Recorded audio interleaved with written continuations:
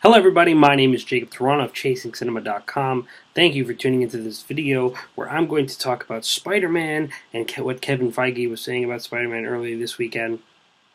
If this is the first time ever tuning into our YouTube page, make sure to hit subscribe and check out all of our other videos. We do things from podcasts to video reviews and constant movie news like I'm doing right now. You could also go to the original site, ChasingCinema.com, to find all my reviews, handwritten reviews, old school, and read all of those. But today, like I said, we're going to be talking about something pretty big as far as movie news goes, because Spider-Man, one of the most tragic characters when it comes to comic book movies.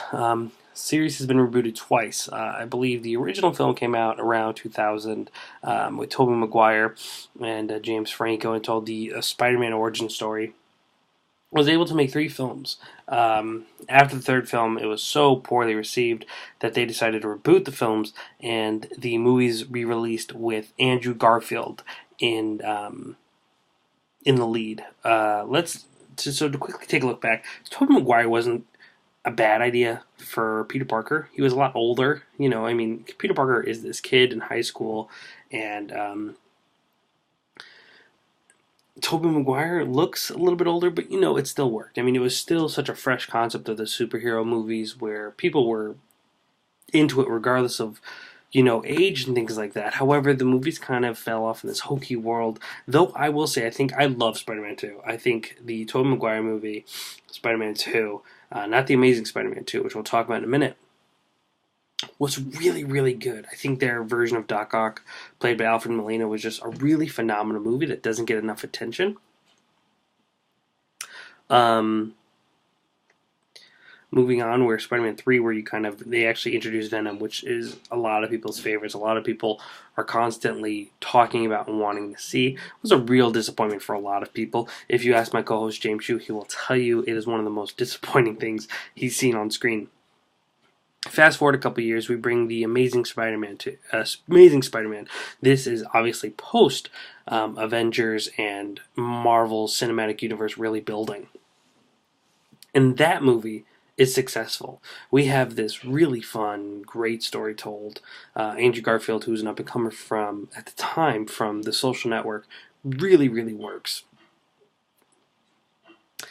Then they make this sequel, The Amazing Spider-Man 2, which to me was one of the most disappointing, biggest letdowns I think I've ever seen in theaters. Coming off that first film, which felt so strong and just felt right, we move into this movie that is a mix between The Dark Knight and, no, not The Dark Knight necessarily, but a little bit more of the serious comic book movie and Batman and Robin. That's how cheesy the movies got. I think Jamie Foxx's Electro was so laughable, and him with his little wig and a little gap in between his tooth, and he's clicking the chords together, and he's getting electrocuted. A big joke. I couldn't take it seriously. I didn't like the movie. It didn't make a lot of money. So now what do we do? Now we're at this point where people are unsure what to do with Spider-Man. People are so doubtful. If you aren't sure, Sony owns Spider-Man, and Marvel's with Disney. So though Spider-Man is originally obviously a Marvel character, Sony owns him, and Marvel does not. So people are like, well, will we ever get Spider-Man in the Avengers? Will Spider-Man ever cross over to the MCU? The movies that people are loving and paying a lot of money to see. A lot of people said no, because Sony's last major franchise, last major money getter is Spider-Man, even though they are quickly burying him and that series into the ground. So a lot of people are unsure, but then it finally surfaces that Sony has agreed, though keeping the rights to Spider-Man, that they're going to lend him out to the Marvel Cinematic Universe. This explodes. Everyone is insane. And rumors from all over the place start beginning to go off. A lot of people point to Miles Morales, who, if you aren't familiar, is a different kind of Spider-Man. He's not Peter Parker. He was later in the comic books. A lot of people were interested in him being a character, but that doesn't look like it's going to happen. After Kevin Feige, the president of the Marvel Cinematic Universe, came out earlier this weekend and saying that, what we plan on doing with Spider-Man is something that, well, this is me saying what he said, what they're going to do with Peter Parker in Spider-Man, is what I think is the best thing for this character. And that's actually cast more of a teenage Peter Parker who's 15, 16 years old. Doesn't necessarily mean they'll cast someone who's 15 or 16, but at least looks young enough to kind of fit that role, which will fit more with comics and people who care about kind of all the old stories from when Peter Parker was in the comic book in high school. It gives them a lot of stories to tell. Kevin Feige mentions in this interview that there's so many stories that weren't told and kept getting ignored. He really wants to kind of look over. And B, the Marvel Cinematic Universe could use this Spider-Man for a long, long, long time, because if they hire a young actor, there's plans of Spider-Man appearing in the Marvel Cinematic Universe very soon, but we are all sure that Spider-Man will probably play a major role in Civil War, which will be coming up in a year or two. I'm not sure off the top of my head.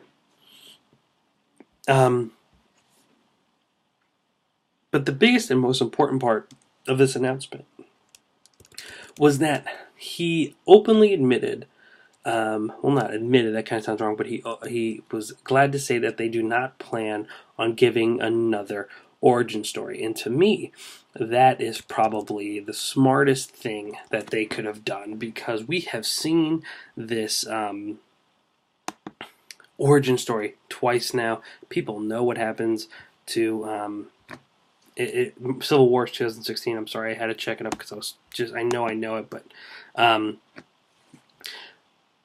so people have seen this story. People should know how Spider-Man works, and Marvel and Kevin Feige had admitted that they are going to take the belief that everyone knows what happens to Spider-Man, everyone knows the origin story, and have him already kind of running around the streets in a homemade Spider-Man costume, which means we'll be able to dive right in. We won't need to go through that origin story and see that over and over again, which I think is a really smart move on Marvel's part. Andrew Garfield, I was really big fan of as Spider-Man. Tobey Maguire, not so much, but now the question is, who do we cast? Who gets cast as this Spider-Man that's going to hopefully be a staple in the Marvel Cinematic Universe, and not someone that we quickly forget and erase like Tobey Maguire and Andrew Garfield, unfortunately. So, who can it be? And though Miles Morales is not going to be the focus of the new Spider-Man, that doesn't mean that this Spider-Man can't be of a different race or a different ethnicity, which is quite interesting as well. Though I do feel they're going to go with the more generic Tobey Maguire, Andrew Garfield style. I'm just curious, who do we cast? Who are we going to cast that's a good enough actor to be able to kind of handle himself amongst Robert Downey Jr. and Mark Ruffalo and Scarlett Johansson and the cast of the Avengers and everyone else? That's a really, really good, big question. I think that's the most important question they're going to have to ask themselves when focusing on who to cast the new Peter Parker. Who do you guys think will be a great Peter Parker, and what do you feel about Spider-Man finally joining the Marvel Cinematic Universe? I ask you, please respond here in the comments below. We could get a conversation going, because that's the most important thing when it comes to chasing cinema, is starting a conversation about film. I want to thank you again for tuning into this video and listening.